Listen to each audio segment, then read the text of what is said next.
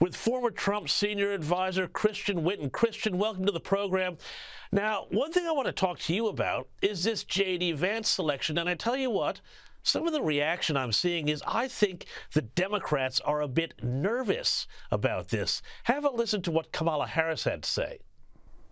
Hey everyone, so Donald Trump has picked his new running mate, JD Vance.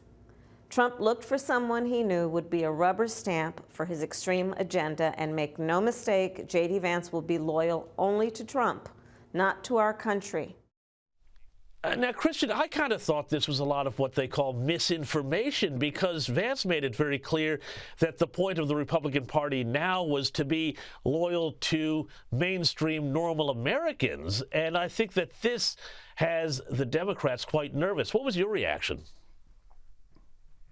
Yeah, well, first of all, Kamala Harris sounds just so sad and depressed there, and talk about being a rubber stamp. I think she would need an upgrade to be a rubber stamp. She's a doormat. She's been used as a stage prop by the administration. Her one job was to do something about the border, and she failed that. It's a bold move by Trump. I could see why the Democrats are afraid, because the Democrats, or sometimes as we call it, the Washington Uniparty, the globalists, had hoped that some vestige of that Bush wing, the Bush, Romney, McCain wing of the Republican Party was still around.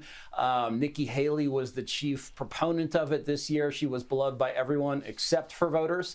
Vance, it's similar to what Clinton did in 1992, because the old conventional wisdom is you had to balance your ticket. If you were old, you chose someone young. If you were from the North, you chose someone from the South. If you were from the conservative wing of the party, you chose a centrist or liberal centrist if you're a Democrat. And Bill Clinton did something different with Al Gore. He chose someone who reflected him, someone who was the same age, who at the time, before Al Gore became a lunatic, was a moderate centrist Southerner like Bill Clinton. And that is the same similarly with Trump and with Vance, that Vance very much is a proponent and an exponent of the MAGA movement, an anti-globalist, an America First guy. So it is reflective and reinforcing. And when it comes to, is he a rubber stamp or is he going to be loyal to Trump or not? Well, he's going to be elected vice president. He'll have a seat at the National Security Council. He's been a senator and will be an avenue to the Senate. So no, I think quite unlike Kamala, he'll be a productive vice president. Well, yeah, that's right. And I mean, this whole idea of the Republican Party locking in this philosophical allegiance again to middle America, to normal America, to, I guess, interests that are not Wall Street and have a global interest, but rather, have a loyalty to the country. I was struck by this passage in Vance's speech. Let's have a listen to this. We're done, ladies and gentlemen, catering to Wall Street. We'll commit to the working man. We're done sacrificing supply chains to unlimited global trade, and we're going to stamp more and more products with that beautiful label, Made in the USA. Now, I wrote earlier in the week in the Daily Telegraph about this, and I said picking this guy to be giving this message at 39 years old, this gives the Republicans first mover advantage on millennial voters, on younger voters. I mean, Kamala's in her 50s, and we know how old Joe Biden is. Is this going to lock in this new younger generation of voters, give them the first taste of power? That's very hard to say. As a Gen Xer, I'm peeved at being skipped over. So we're going to end up with a boomer and a millennial. Just kidding, I guess. The youth vote, which I guess you'd say 18 to 25, not really youth, the younger vote, usually turns out for Democrats. And this was that group when they were voting for the first time. A lot of them during the Obama 08 or 12 elections were just so energized for him. It's the one that's very hard for Republicans to win. I'm not sure if they're jumping up and down with glee for Trump or for Vance, but they're certainly not excited. You don't see a lot of Biden bumper stickers out just driving around.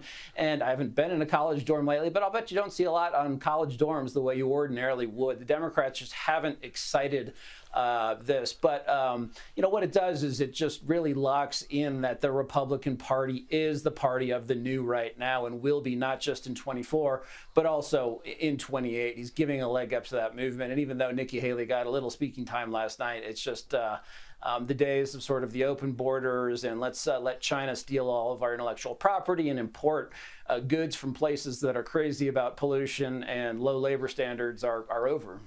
Yeah, well, I mean, I think it's at the end of the sort of, I guess you'd call it that Mitt Romney wing of the Republican Party. But I wanted to ask you, too, what else have we learned during the convention? I mean, you will have been watching it closely. Have there been any further hints about what a potential Trump administration 2.0 will look like? For example, we saw there was some suggestion that North Dakota Governor Doug Burgum might be heading for the cabinet. But any other hints about where that next term of a Trump administration, assuming that the Republicans win, would go?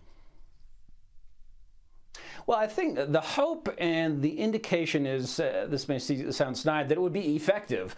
Trump took 2 years to get going. Not all of that was his fault in his first term. Coming from the business world where people are sort of all have a profit motive, or a lot of them do, and you're all working toward the same thing, even if you disagree, that doesn't exist in government. Also, if you're leading a revolution, not only can you not turn to the Democrats who populate Washington, D.C., you couldn't even turn to the Republicans, although plenty of those sort of charlatan Republicans, for some reason, ended up in the Trump administration. As people have said, they've learned their lesson. They got religion. They're not going to repeat that.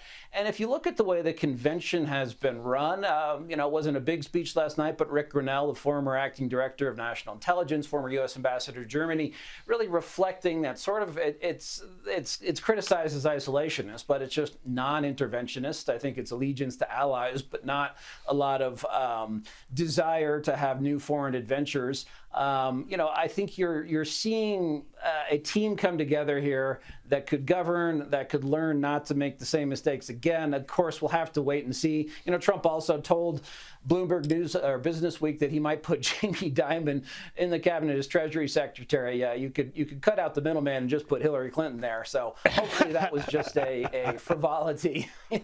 So we'll see.